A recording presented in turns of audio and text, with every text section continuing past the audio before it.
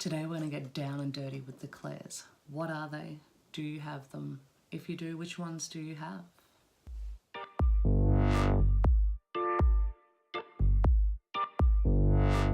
Hi and welcome back to Natural Mystic. My name's Renee and this video is going to be part 1 in a little mini empowerment series to help you evolve in your spirituality.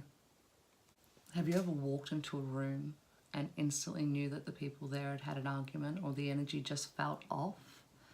Have you ever found yourself pulling your phone out of your pocket because you thought you heard it ring, only to have it ring a few seconds later? Or even thinking of a person and they message you not long afterwards. This is all psychic information, and the clairs are basically the line, the channel that the information comes through. If you're here watching this, I'm guessing you've already experienced this phenomena and you're wondering, which ones am I working with?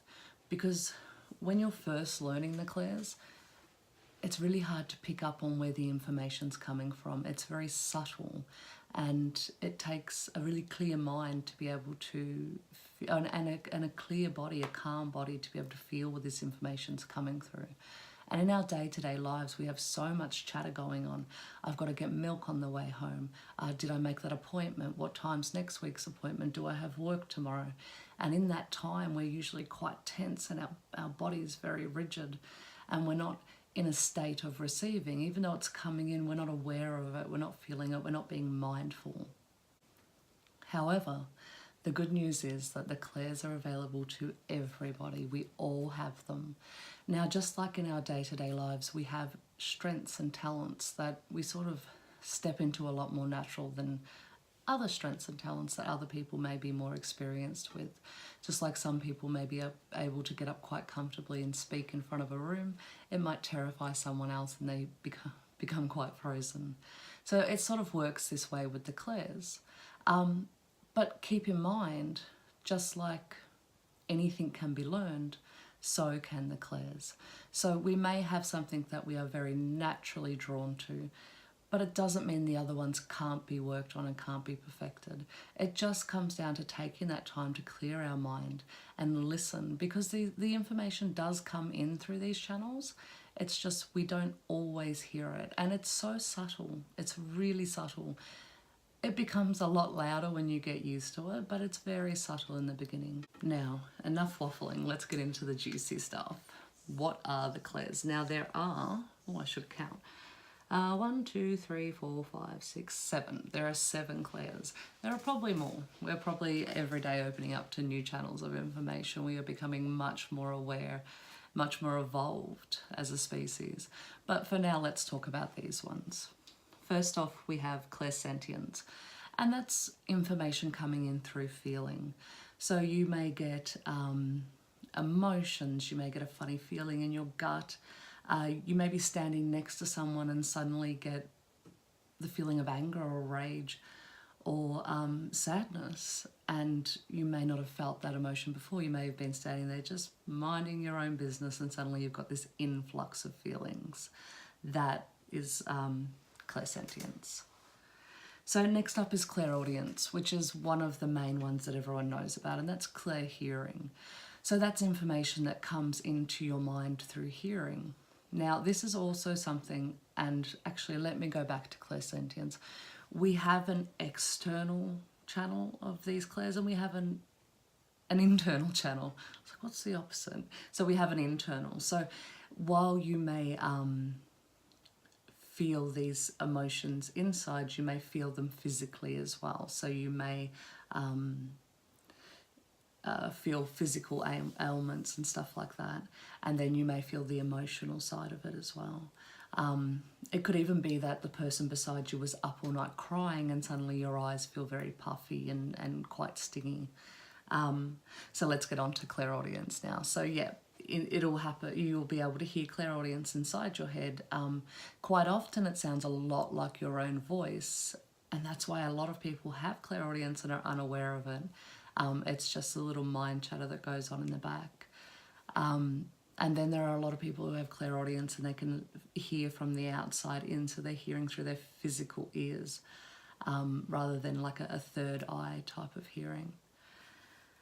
Next we have clairvoyance, which is another popular one. And this relates to clear seeing. So you may be able to see flashes or visions of things in your mind. And if you're very early on, they'll just be like, it'll be so quick you won't even notice that you've seen it amongst all the rest of the stuff in your mind. And as you improve, you'll start to see still shots and clearer things, and you'll pay attention to what they are and acknowledge them. And acknowledgement is a big part of growing. Acknowledgement is a big part of growing your clairs. The more you acknowledge them, the more they come in, and before you know it, they actually start to pick up, and you have that, wow, I got so much information in today.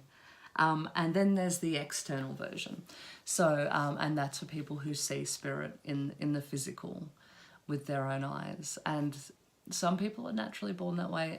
For others, that actually takes a lot of work. So, and this goes for all of them. Don't ever feel disheartened, because it comes when it's ready to come to you. And your spirit team, your guides, never ever want you to be scared. So they're only going to give you what they feel you can handle and where you're at. So if you've got a lot going on in your physical life and you're very stressed and you're very emotional, they're not going to start sending in a whole heap of information for you to unravel while you're trying to get through the problems that are in your life. So that's why meditation is recommended a lot. It's to clear the mind, and it's to be calmer in your everyday life so you can open up to these things and you are ready to receive. Okay, next, claircognizance, and this is clear knowing. And a lot of people have this one and they don't know they haven't. So you're just minding your own business, or someone's talking to you, and because I've got claircognizance is one of my strongest. So I'll speak personally from this.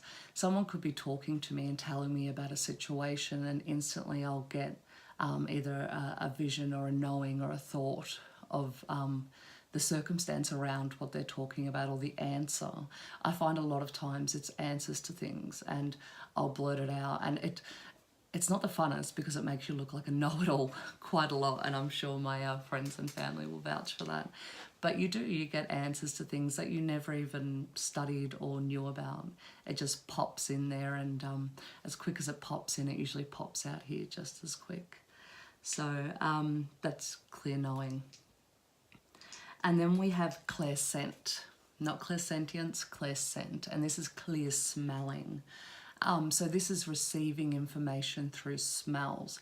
So you might have something like if spirit has entered the room, you may get wafts of things like cigarette smoke or perfume.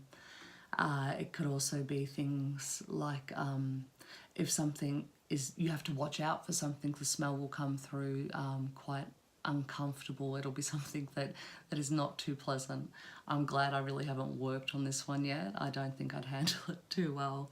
Then we have clairtangency, which is clear touching, and this is when people feel the need to can pick up things through touching. So they can pick up residual energy that was attached to either the item or the person or even a place. And that's just receiving downloads of the information around them through touching.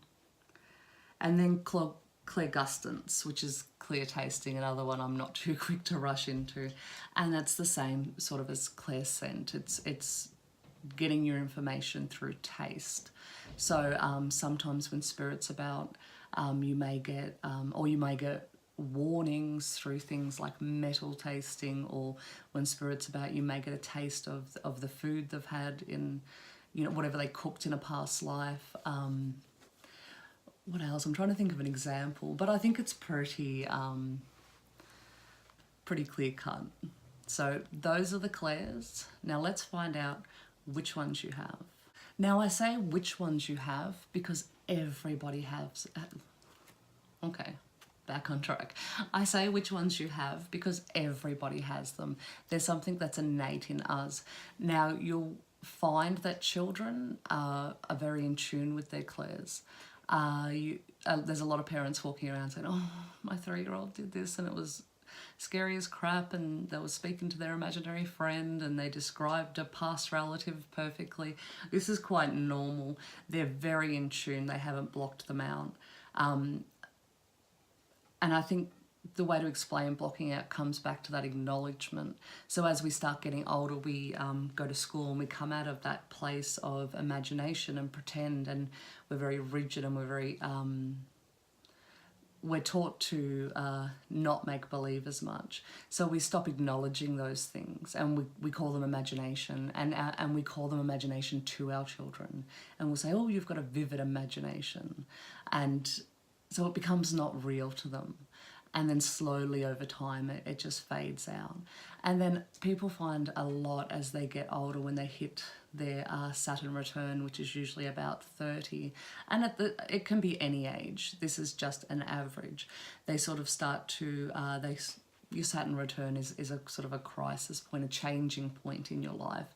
And it's sort of as you move out of one phase, they sort of start to prick up again, and you start to notice things. Even though we sort of have those minute things that I did mention at the start, the phone calls, the feeling the energy of a room, we start to open up a lot more, and it becomes very evident to the point where we start doing things like hunting down YouTube videos because we want answers. So I think the point of all that waffling was, yes, you do have a clair, and let's find out what it is. And I can do that to you by explaining how we use them in our physical world and how we explain them. I don't know if I've explained that well, but it'll make a lot more sense as I go into it. So if you have clairsentience, clair-feeling as your main strongest clair, you'll use words along the lines of, if you're having a conversation, oh, I feel you, I feel what you're saying right now, because you're receiving the information from them from an emotional point. And that's what clairsentience is. It's clear feeling. So you will feel what they're saying because that's your channel to receive. Clairaudience. And I'm guessing you're probably picking them up as I'm going along, because it makes a lot of sense now, doesn't it? So you'll say, oh, I hear you. I hear what you're saying. Or I hear what you're saying, but. So that's a great way to know whether that's something you should keep working on, is your clairaudience.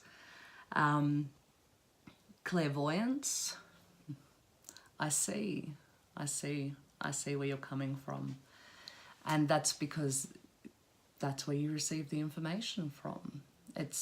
You see it in your mind. Claircognizance. That's I think. I think you should do this, or I think you should do that. Riveting stuff here, hey guys. And then there's clairscent. Now this one's a little different. So you'll probably find people who have clairscent before, when they receive information from someone, if they're having a conversation, before they answer, they'll do something like this. They'll breathe in through their nose.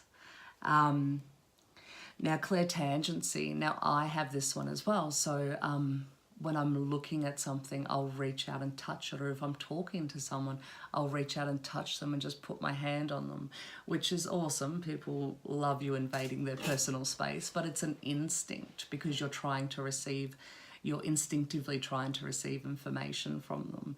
So I find myself touching a lot of people and a lot of things. And that's what hand sanitizer is for. And then there's clairgustance. Now I apologize in advance for anyone who's wearing headphones right now, because this is probably going to sound quite annoying. But people with clairgustance, they do this a lot